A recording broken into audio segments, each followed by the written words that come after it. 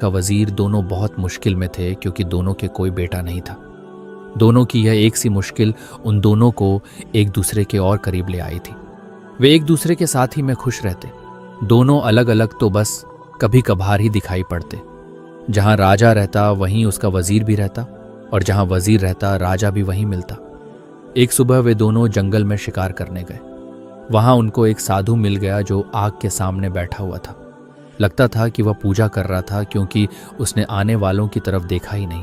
राजा बोला, चलो चलकर इससे बात करते हैं, हो सकता है कि यह भला आदमी हमारा कुछ काम कर दे। सो दोनों ने उसके सामने लेट कर उसको प्रणाम किया और अपना दुखड़ा रोया। सिर नीचे झुकाए झुकाए ही साधु बोला, तुम दुखी मत हो, तुम लोग दुखी बिल्कुल मत हो।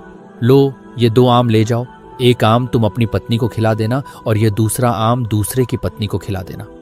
तुम दोनों की पत्नियों के बच्चे हो जाएंगे। साधु को बहुत बहुत धन्यवाद देकर राजा और उसका मंत्री दोनों अपने अपने घर लौट गए और आम अपनी अपनी पत्नियों को खिला दिए। ठीक समय पर दोनों ने एक एक लड़के को जन्म दिया।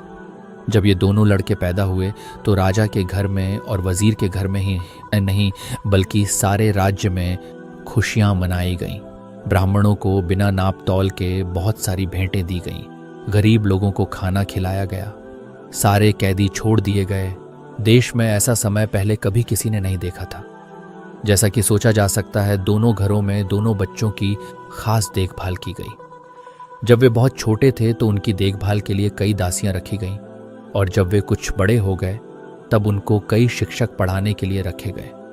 उनको सब तरह की शिक्षा दिलवाने के लिए किसी तरह की कोई कमी नहीं बरती गई। इससे वे दोनों शिक्षा और कला दोनों में बहुत अच्छे निकले।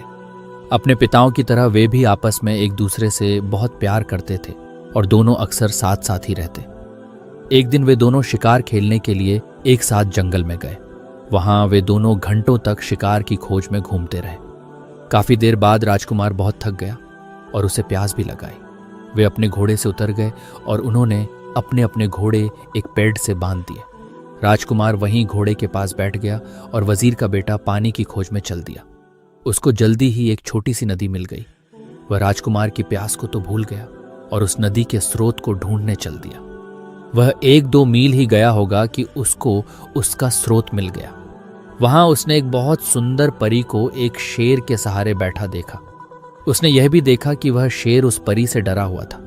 देखकर तो वह आश्चर्य से चौंक गया और इसे बताने के लिए राजकुमार के पास दौड़ गया। साथ में उसने राजकुमार को पिलाने के लिए थोड़ा सा पानी भी साथ ले लिया। जब वजीर का बेटा राजकुमार के पास पहुंचा तो राजकुमार ने पूछा, अरे इतनी देर तक तुम कहाँ रह गए थे और तुम ऐसे डरे डरे से क्यों दिखाई दे रहे हो? तुम्हें क्या हुआ है? वजीर के बेटे ने जवाब दिया, कुछ नहीं, कुछ नहीं। राजकुमार बोला, कुछ तो हुआ है, तुम्हारा चेहरा बता रहा है कि तुम्हारे साथ जरूर ही कुछ हुआ है। तब वजीर के बेटे ने उसे बताया कि उसने एक बहुत सुंदर लड़की को देखा है। वह शेर के सहारे बैठी हुई थी और वह शेर उससे बहुत डरा हुआ लग रहा था। ऐसा था उसकी सुंदरता का जादू। राजकुमार बोला, मैं भी ऐसी लड़की को देखना चाहूंगा, तुम मुझे उसके पास ले चलो। वजीर का बेटा राजी हो गया और दोनों उस लड़की की तरफ चल दिए। वहां जाकर उन्होंने देखा कि शेर तो उस परी की गोद में सिर रखे सो रहा है। वजीर का बेटा बोला, डरो मत, हम उतनी देर में उस लड़की को पकड़ लेते हैं जबकि शेर सोया हुआ है। वे दोनों उस लड़की के और करीब चले गए।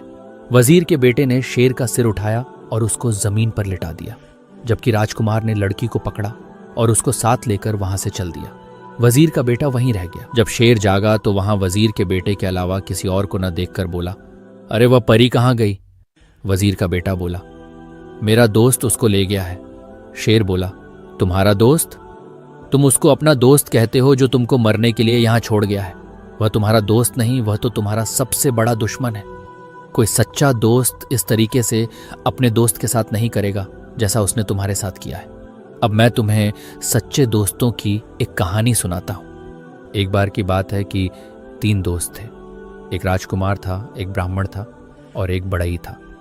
इन तीनों के पास अपनी अपनी खास चतुराई थी। राजकुमार मुश्किल से मुश्किल और मुश्किल से मुश्किल मामलों को बहुत जल्दी सुलझा देता था। ब्राह्मण मरे हुए आदमी को जिंदा कर सकता था और बढ़ई चंदन की लकड़ी का एक ऐसा घर बना सकता था जो उसके मालिक के कहने पर कहीं भी जा सकता था।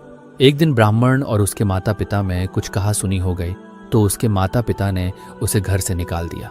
इस परेशानी के समय में वह अपने दोनों दोस्तों के पास पहुंचा और जाकर उन्हें सब हाल बताया।